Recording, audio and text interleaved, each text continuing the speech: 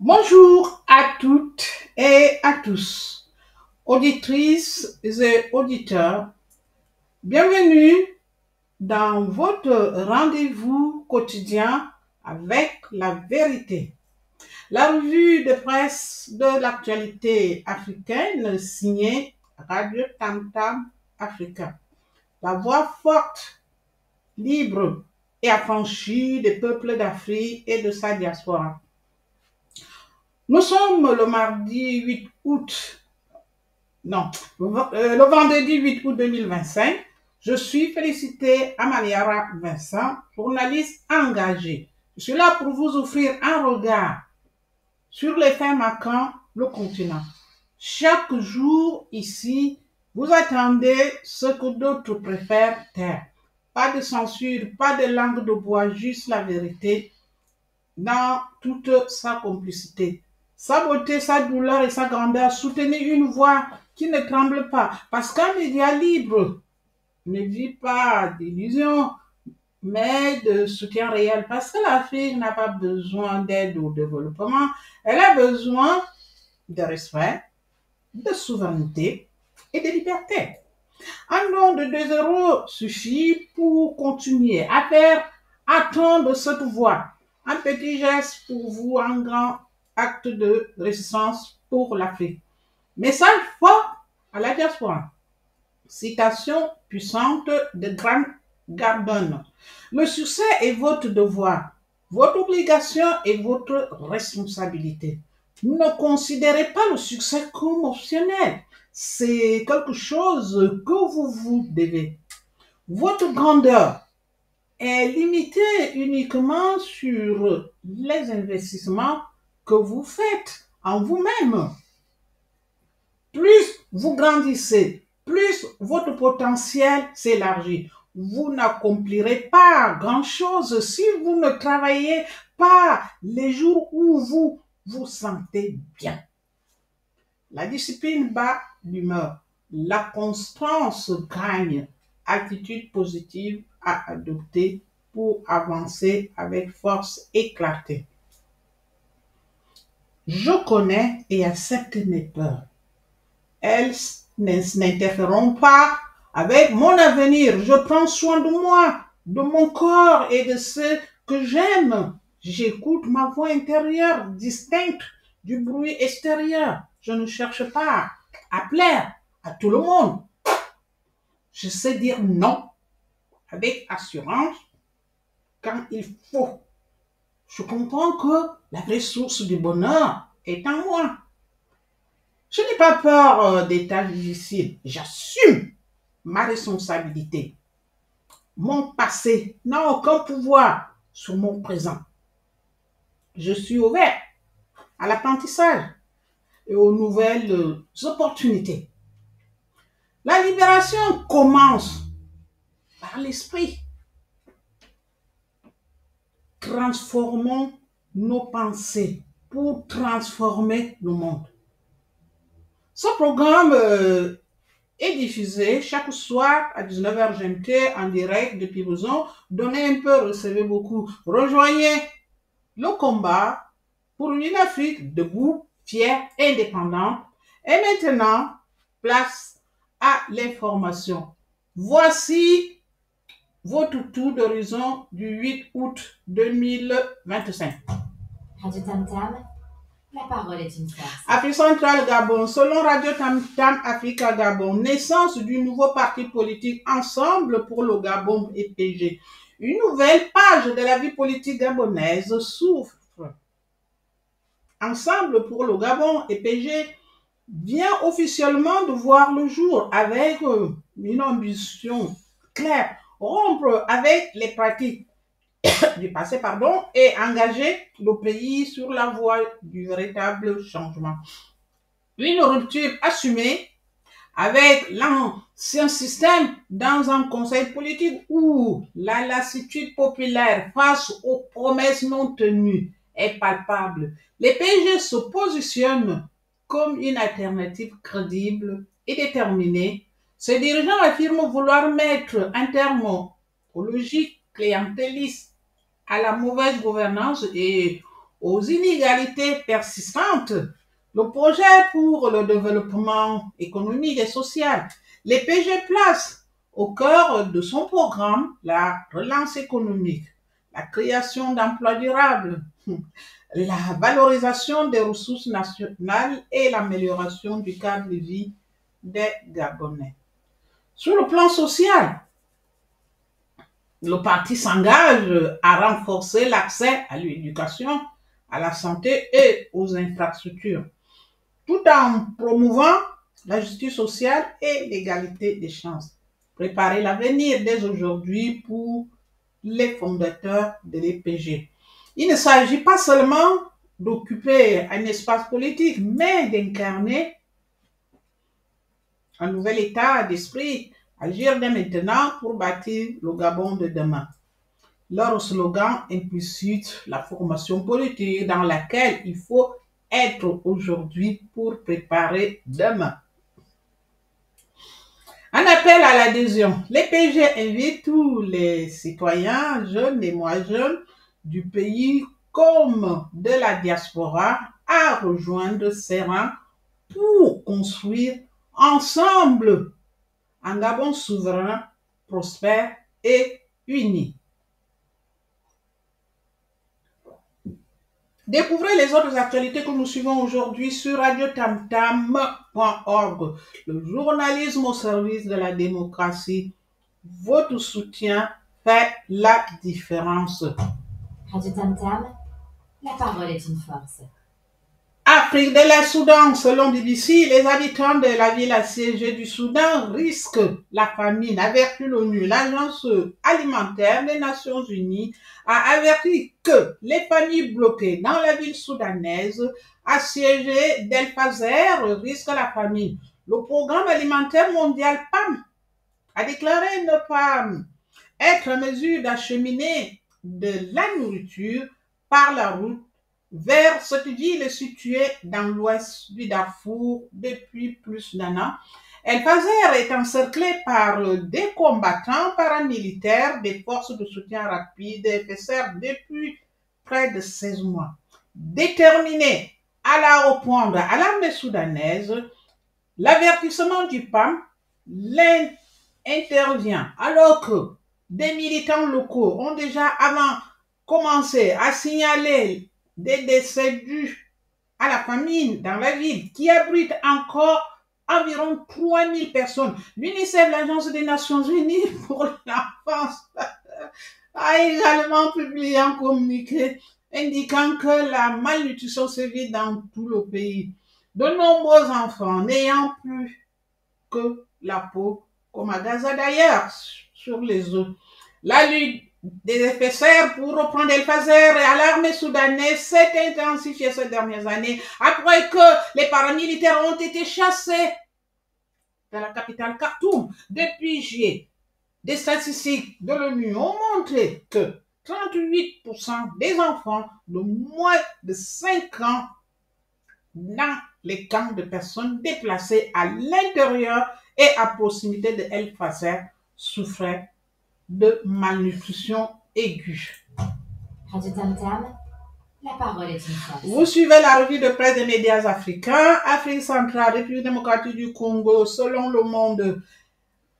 RCD, M. Tshisekedi nomme 2 opposants dans son nouveau gouvernement. Le président congolais Félix Tshisekedi a remanié le gouvernement vendredi 8 août, nommant au moins 2 figures de l'opposition, selon des ordonnances lues à la télévision d'État.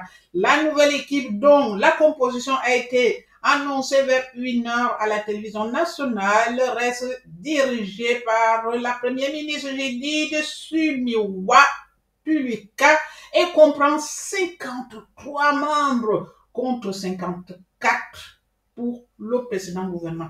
L'opposant et ex-premier ministre 2008-2012 Adolphe Muzito est nommé vice-premier ministre et ministre du budget. Folibert Anzulini, chef d'un petit parti politique d'opposition, est nommé à l'intégration régionale. Selon ces ordonnances, les 3/4 du ministre précédent restent en place avec quelques permutations. Le ministre de la Communication, porte-parole du gouvernement, Patrick Mouyaya, reste à son poste, tout comme la ministre des Affaires étrangères, Thérèse Nkayawamba. Parmi les permutations, Eve Bazaïba passe de l'environnement où elle est remplacée par Marie Nyangé. Aux affaires sociales, Aimé Bodji quitte le budget pour le ministère de l'Industrie. Parmi les nouveaux venus, le député de la majorité Eliezer Ntambwe occupe le poste de ministre délégué à la Défense. Guillaume Ingefa est nommé ministre de la Justice en remplacement de Constant Motambe poursuivi pour une affaire de détournement de milliards de dollars des deniers publics grâce à Émile Kuntibo, responsable d'une église de réveillés évangéliques, est nommé ministre de la Jeunesse. Hey. La mise en place du nouveau gouvernement était attendue avec impatience par les Congolais après des consultations politiques au début de l'année, période marquée par une crise sécuritaire dans l'est du pays.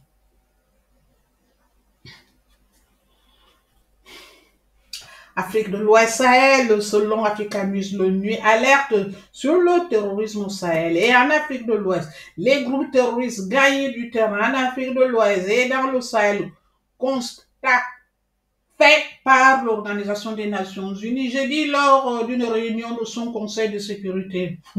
Il ne fait rien, c'est réunion à la con. L'activité terroriste a gagné en ampleur, en complexité et en sophistication, notamment grâce à l'utilisation de drones, à la communication alternative par Internet et à la collusion croissante avec la criminalité transnationale organisée. La sécurité maritime reste une préoccupation et nécessite une réponse coordonnée. Les jeunes sont de plus en plus des cibles privilégiés pour le recrutement par des groupes terroristes et extrémistes violents. L'insécurité croissante aggrave une situation humanitaire déjà désastreuse, a affirmé Leonardo Santos Simayo, chef du bureau des Nations Unies pour l'Afrique de l'Ouest et le Sahel. Dans la région du Sahel, le groupe Jamaat Nasr al-Islam Wal Musulmi opérant avec une relative liberté dans le nord du Mali et dans la majeure partie du Burkina Faso. Afrique centrale, Tchad, selon TV5 Monde, sur les rives du lac Tchad, une jeunesse abandonnée, forcée à l'exil. Dans les îlots de la région du lac Tchad, la jeunesse semble avoir été oubliée par l'État tchadien pour subvenir à leurs besoins. Certains rejoignent des groupes terroristes et d'autres s'exilent pour une périlleuse ruée vers l'or. Adam Issa, un pêcheur de 20 ans, au village juvénile, baisse le regard, gêné d'expliquer la décision radicale qu'il a prise l'année dernière. Des amis partis avec Boko Haram m'ont dit que j'aurais beaucoup d'argent avec eux. Comment le jeune homme qui est formé au maniement de mitrailleuses lourdes de calibre 12,7 mm avant de fuir précipitamment et de rentrer au Tchad un mois et demi plus tard.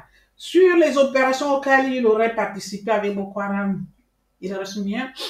Depuis, il vit à la maison des femmes de Bol qui accueillent désormais une quarantaine de djihadistes repentis. Selon les autorités, les jeunes hommes désœuvrés de cette province sous-développée du pays, du nord du pays, constituent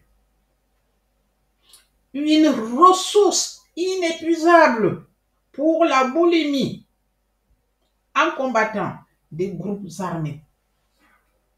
Nous n'avons rien à manger et à cause de cette crise, nos jeunes se transforment en bandits, se désolent à Bali, à Bakura, chef du canton de Kiska, au nord de la province du lac Tchad.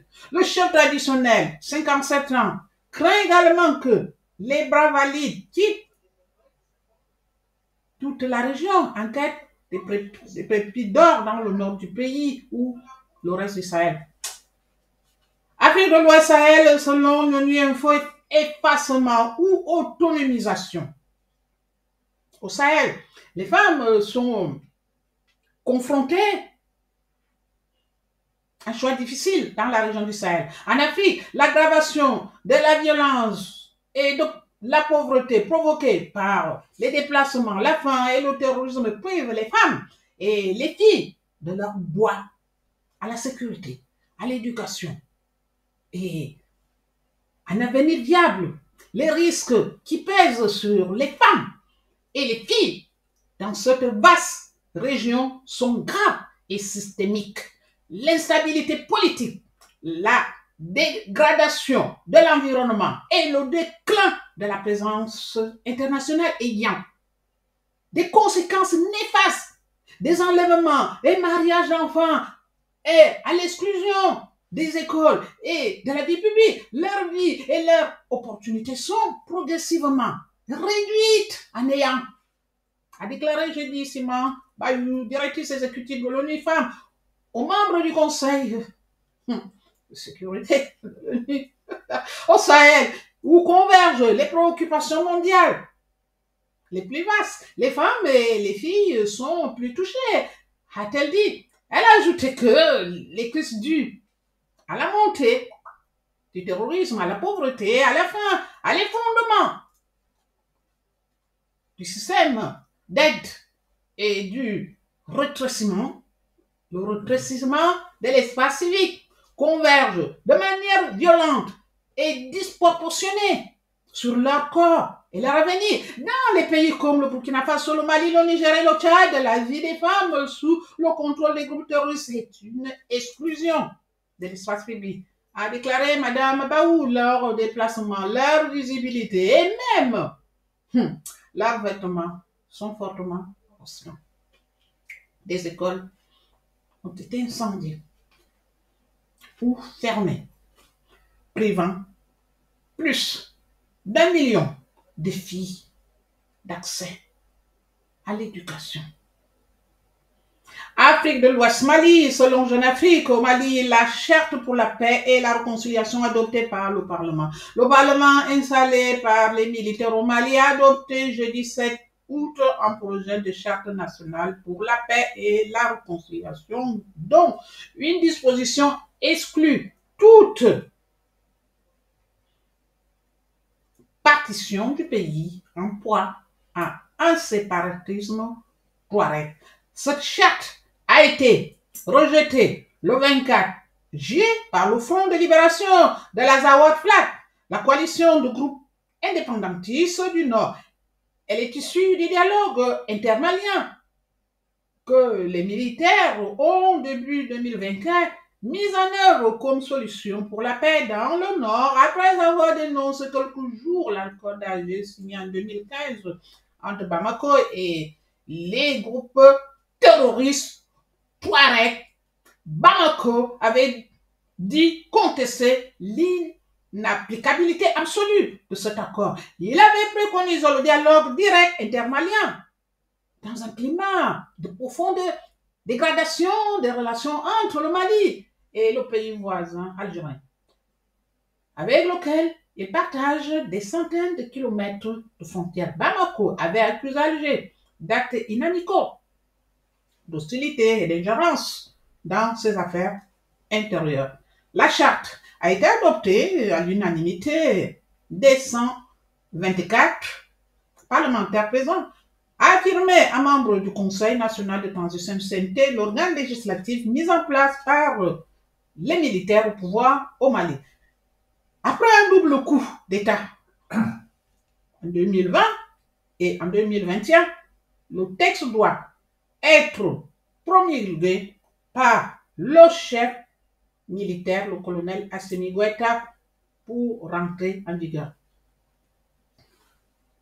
Afrique centrale, Cameroun. Selon Le Monde, élection présidentielle au Cameroun, Maurice Kamto dénonce le rejet arbitraire de sa candidature. Dans une vidéo sur sa page Facebook officielle, le principal opposant camerounais Maurice Kamto interdit de participer à l'élection présidentielle le 12 octobre, a dénoncé jeudi 7 août des manœuvres du régime de Paul Biya au pouvoir depuis 43 ans qui ont mené à un rejet arbitraire de sa candidature. La décision de m'écarter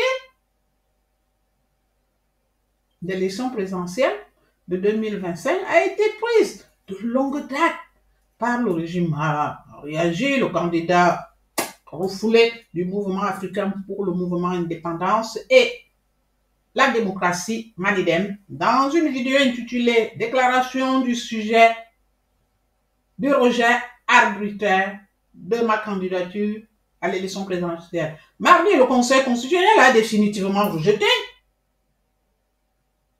le recours de Maurice Kamto contre la décision d'élection Cameroun et les CAM qui n'avait pas retenu sa candidature au cours d'une première sélection.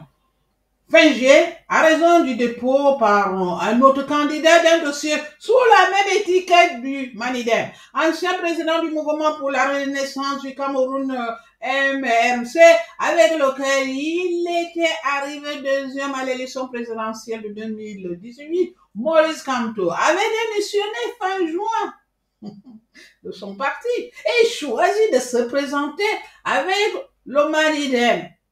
Je ne comprends plus.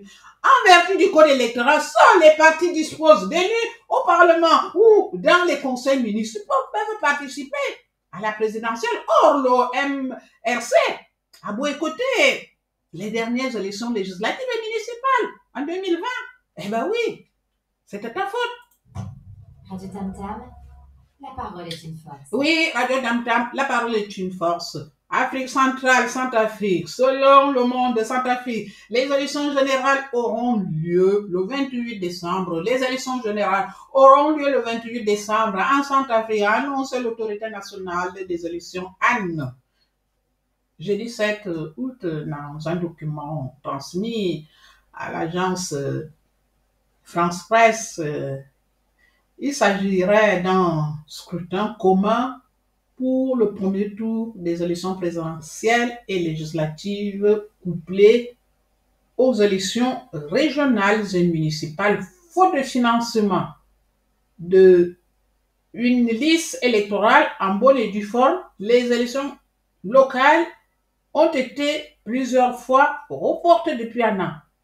Quelques 2,3 millions d'électeurs, dont 749 000 nouveaux enrôlés, sont attendus aux urnes selon les chiffres de l'AN.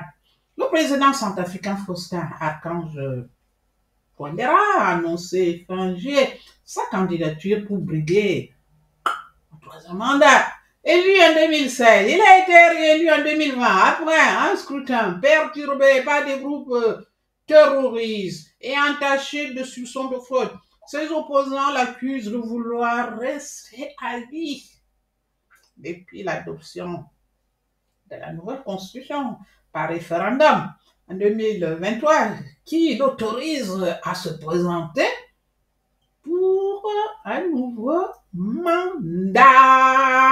Afrique de l'Ouest, coopération selon APES, Recep Tayyip Erdogan souhaite le triplement du volume des échanges commerciaux sénégalo-turcs. Le président turc Recep Tayyip Erdogan a exprimé jeudi à Ankara le souhait de voir le volume des échanges commerciaux entre son pays et le Sénégal s'élever à 1 milliard de dollars américains par an, environ 560 milliards de francs CFA, presque 3 fois leur niveau actuel. Nous souhaitons renforcer le volume des relations commerciales entre la Turquie et le Sénégal pour le porter à 1 milliard de dollars, a-t-il dit. Le président turc était assis aux côtés du premier ministre sénégalais Ousmane Sonko au palais présidentiel de la Turquie en exprimant ce vœu après la signature de plusieurs contrats entre les ministres de deux pays. Recep Tayyip Erdogan a déclaré que le volume des investissements turcs au Sénégal s'élève à 3 milliards de dollars américains, près de 1700 milliards de francs CFA. Selon lui, une centaine d'entreprises turques exercent des activités au Sénégal. Il a assuré le Premier ministre de sa volonté d'accompagner les autorités sénégalaises à mettre en œuvre le plan de développement Sénégal 2050. Afrique de l'Est, Zambie, selon Africa News, Zambie, la justice sud-africaine autorise le rapatriement du corps des gardes Lungu en Afrique australe. Une affaire judiciaire mêlant politique, deuil et protocole vient de connaître un tournant. Un tribunal sud-africain a tranché en faveur du gouvernement zambien, autorisant le rapatriement de la dépouille de l'ancien président Edgar Lungu, décédé en juin dernier à l'âge de 68 ans à Johannesburg. La famille de l'ex-chef d'État souhaitait qu'il soit enterré en Afrique du Sud. Selon ses dernières volontés, et refusait la présence du président actuel Hakainde Hichilema. À ses funérailles, les deux hommes étaient de farouches rivaux politiques. Leur antagonisme remonte en 2017 lorsque Hichilema avait été emprisonné sous la présidence de Lungu. L'an dernier encore, Lungu accusait son successeur de harcèlement politique, mais le tribunal sud-africain a estimé que l'intérêt public primait sur les volontés personnelles. Le président du tribunal a déclaré, même si un président refuse des funérailles nationales, le protocole d'État doit l'emporter. Le gouvernement zambien se félicite de la décision, espérant clore la polémique. La famille, elle, peut encore faire appel. Le rapatriement du corps devrait avoir lieu dans les prochains jours. Un dernier hommage controversé pour un dirigeant au parcours marqué par la division.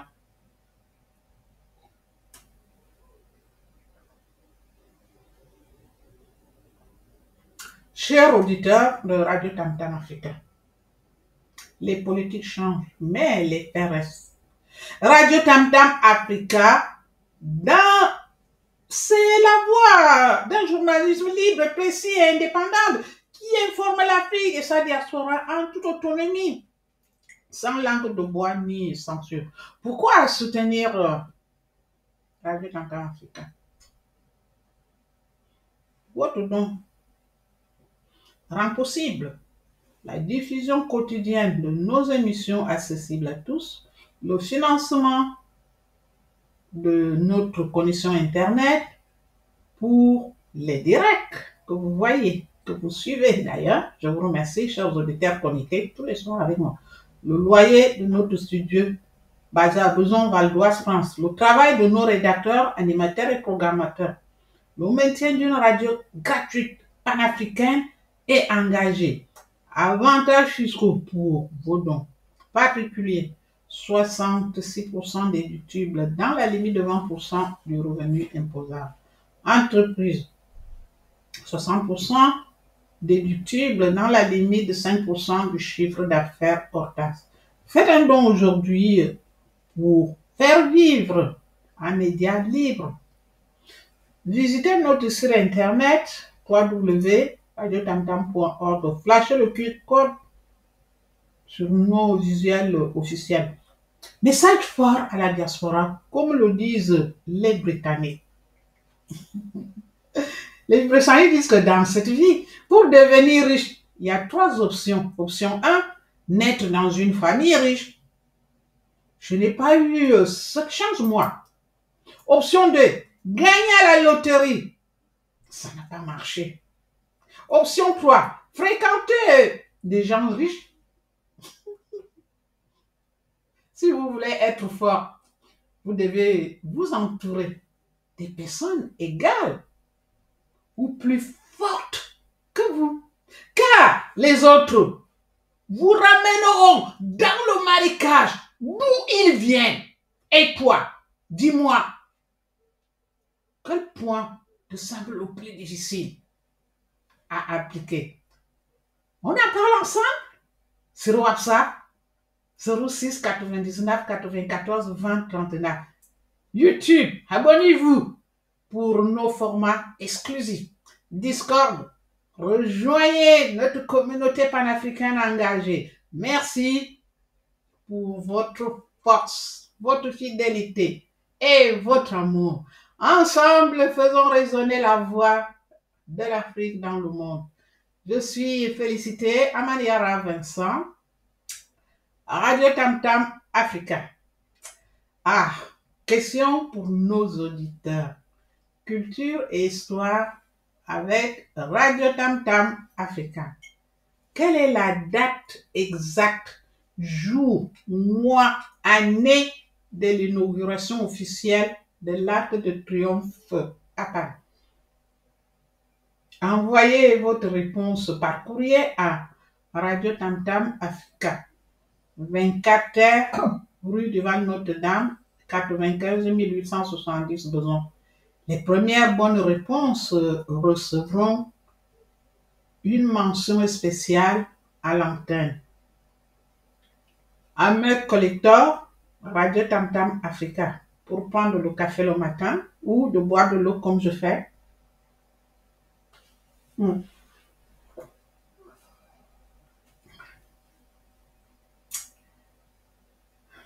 Voilà, chers auditeurs. Vous savez, la connaissance est la clé. L'ignorance est la prison. Réveillez-vous, chers frères et sœurs de la diaspora.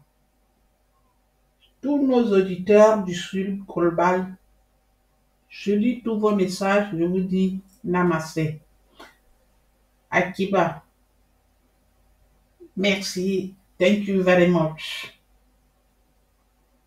Voilà, et je vous dis à lundi pour une autre revue de presse et mercredi, notre chronique La Voix forte de l'Afrique dans le monde avec Sofiane Zira, notre chroniqueur politique. En attendant, continuez à nous écouter. Continuez à écouter votre radio. Continuez à vous abonner à notre chaîne YouTube. Abonnez-vous à notre page Facebook. Rejoignez-nous dans tous nos réseaux sociaux. Plus nombreux que nous sommes unis, plus nous sommes forts. Merci et à lundi pour une autre revue de presse. Radio Tam Tam, la parole est une force. Oui, Radio Tam Tam, la parole est une force.